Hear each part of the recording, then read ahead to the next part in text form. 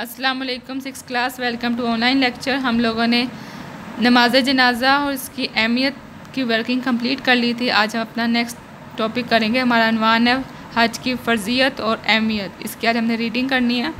حج اسلام کا 5واں اہم رکن ہے۔ حج عربی زبان کا لفظ ہے۔ اس کے لغوی معنی نیت، ارادہ اور قصد کے ہیں۔ حج خلاصتاً اسلامی اصلاح ہے۔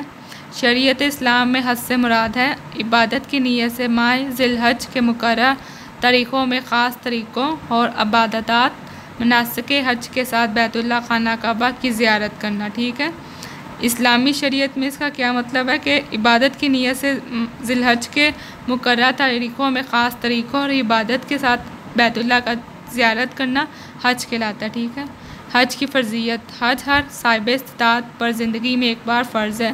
صاحب استطاعت یعنی کہ جو حج کرنے کی سخت رکھتے ہیں ان کو صاحب استطاعت کہا جاتا ہے۔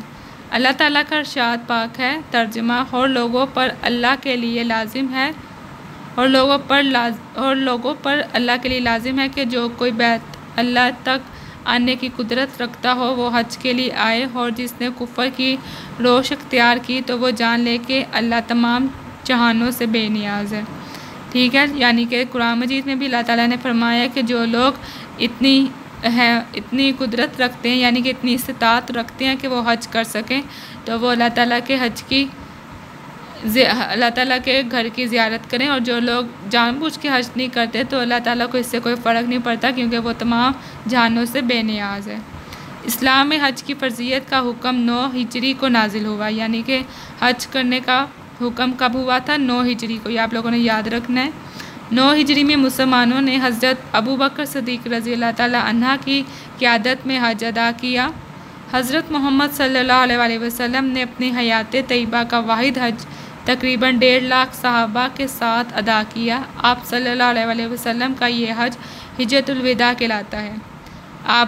حضرت محمد صلی اللہ علیہ وسلم نے اپنی حیات طیبہ کا واحد حج، یعنی کہ آپ صلی اللہ علیہ وسلم نے زندگی میں صرف ایک دفعہ ہی حج کیا تھا، جو حجۃ الوداع کا کہلاتا ہے۔ ٹھیک ہے، جو ان کا آخری حج تھا۔ ٹھیک ہے، ارشاد نبی صلی اللہ علیہ وسلم ہے: اے لوگو، تم پر حج فرض کیا گیا ہے، پس ضرور حج کرو۔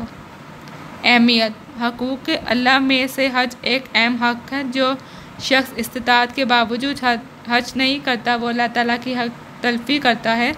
حضور صلی اللہ علیہ وسلم نے فرمایا: جس شخص کو کسی بیماری یا واقعی ضرورت یا ظالم حکمران نے روک نہ رکھا ہو اور اس کے باوجود وہ حج نہ کرے تو چاہے وہ یہودی مرے یا چاہے نصرانی۔ ٹھیک ہے، یعنی کہ جو شخص بیمار نہیں ہے یا اسے کوئی ضروری کام نہیں ہے یا اس کو کسی حکمران نے نہیں روک رکھا، اس کے باوجود بھی وہ حج نہیں کرتا تو وہ چاہے وہ یہودی ہے چاہے وہ پھر نصرانی ہے، اس سے کوئی فرق نہیں پڑتا۔ ٹھیک ہے، حضور صلی اللہ علیہ وسلم کے اس فرمان سے حج کی اہمیت واضح ہو جاتی ہے، یعنی استطاعت کے باوجود حج نہ کرنا اللہ کی ناشکری اور نافرمانی ہے۔ حج جملہ بدنی اور مالی عبادات کا مجموعہ ہے۔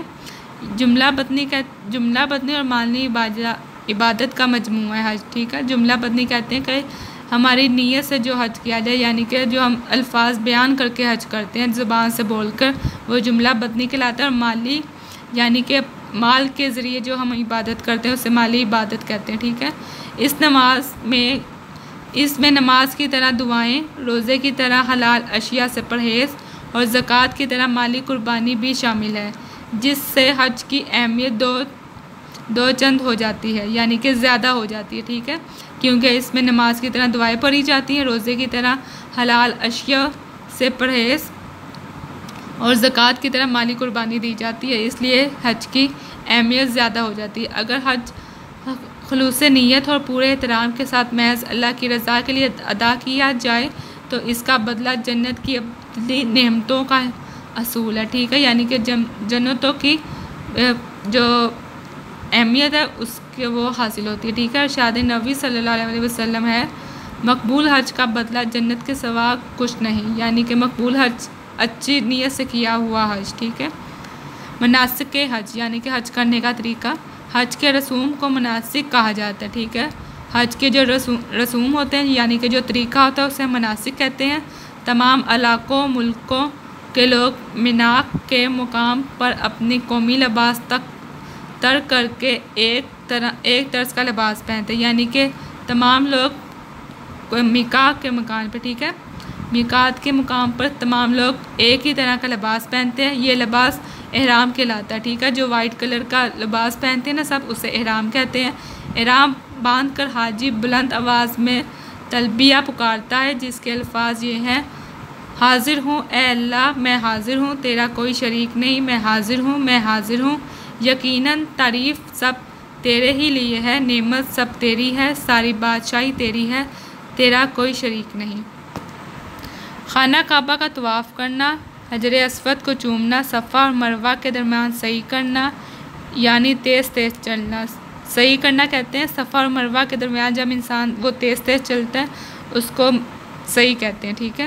میدان عرفات، مزدلفہ اور منی میں قیام اور عبادت کرنا، منی کے میدان میں جمرات پر کنکریاں مارنا، جمرات کہتے ہیں شیطان کو، اور قربانی کرنا، سب کا ایک ساتھ خانہ کعبہ کی طرف پلٹ کر طواف زیارت کرنا اور سب کا ایک ہی مرکز کے گرد نماز پڑھنا مناسک حج کہلاتا ہے، ٹھیک ہے۔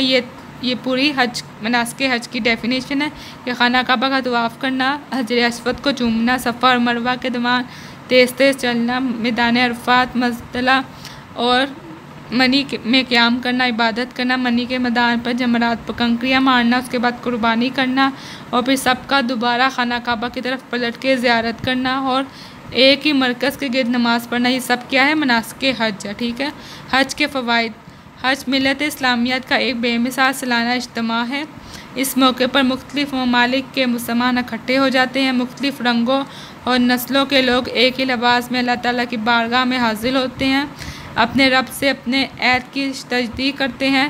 تجدید کرنا یعنی کہ اپنے اس عہد کو دہراتے ہیں جو وہ اس دنیا میں آنے سے پہلے اللہ تعالیٰ سے کرتے ہیں، ٹھیک ہے۔ حج کے موقع پر تمام مسلمان اپنی انفرادیت اور اپنی قومی، وطنی، لسانی شخصیت کو ترک کر کے ملی اور وحدانیت میں نصب ہو جاتے ہیں، ٹھیک ہے، یعنی کہ تمام لوگ ایک ہی لباس میں اللہ تعالیٰ کے سامنے پیش ہوتے ہیں، ہر قسم کی قومی، وطنی، نسلی فرق ان میں سے ختم ہو جاتا ہے، سب اللہ تعالیٰ کے درمیان مسلمان ہی ہو جاتے ہیں، ٹھیک ہے۔ اللہ تعالیٰ کے سامنے سب برابر ہو جاتے ہیں، امیر، غریب، کالا، بوڑھا، سب ایک برابر ہو جاتے ہیں، ٹھیک ہے۔ امیر، غریب ہو، شاہ اور گدھا ہو، شاہ و گدھا میں کوئی تمیز باقی نہیں رہ جاتی، شاہ و گدھا یعنی کہ بادشاہ ہو یا غریب ہو، اس میں کوئی تمیز نہیں رہ جاتی، سارے برابر ہو جاتے ہیں۔ ملی وحدانیت اور انسانی مساوات کا ایسا بے مثال اور عظیم مظاہرہ دنیا میں کہیں اور نظر نہیں آتا۔ تمام عبادات کی طرح حج کا مقصد بھی تقویٰ اور احسار ہے، جس کا ایک رکن قربانی ہے۔ قرآن مجید میں قربانی کا مقصد بھی یہی بتاتا ہے، ٹھیک ہے، قرآن مجید بھی ہمیں قربانی کا یہی مقصد بتاتا ہے کہ حج صرف تقویٰ اور احسار اختیار کرنا، ٹھیک ہے۔ ارشاد باری تعالیٰ ہے: اللہ کو تمہاری ان قربانیوں کا گوشت اور خون نہیں پہنچتا، بلکہ اس عمل قربانی سے جو تقویٰ تمہارے اندر پیدا ہوتا ہے وہی اللہ تعالیٰ کی بارگاہ میں پہنچتا ہے، یعنی کہ ہم جو قربانی کرتے ہیں اس کا گوشت اور خون تو اللہ تعالیٰ کی طرف نہیں پہنچتا، لیکن ہماری نیت، ہمارا جو تقویٰ ہوتا ہے، ہماری جو نیت ہوتی ہے، جو ہم غریبوں میں جس نیت سے ہم بانٹتے ہیں وہ نیت اللہ تعالیٰ تک پہنچتی ہے، ٹھیک ہے۔ اس لیے ہماری نیت اچھی ہونی چاہیے، یعنی اصل مطلوب خداوندی تقویٰ ہے، ٹھیک ہے۔ تقویٰ یعنی کہ پرہیزگار بننا، ٹھیک ہے۔ جانور کی قربانی اللہ کی بارگاہ میں پیش کرتے ہوئے بندہ مومن کے دل میں یہ جذبہ ہونا چاہیے کہ اگر اللہ کے دین کی سربلندی کی خاطر ہمیں اپنی جان کا نذرانہ بھی پیش کرنا پڑے تو وہ اس سے بھی دریغ نہیں کرے گا، ٹھیک ہے، کہ ہمیں ہر طرح کی قربانی کے لیے ہمیشہ تیار رہنا چاہیے، اللہ تعالیٰ کی راہ میں قربان ہونے کے لیے ہر طرح کی قربانی کے لیے ہمیشہ تیار رہیں، ٹھیک ہے۔ 6 کلاس آپ لوگ اس چیپٹر کی ریڈنگ دوبارہ کر لیں تاکہ آپ لوگ کو اور واضح طور پر سمجھ آ جائے، ٹھیک ہے۔ اللہ حافظ۔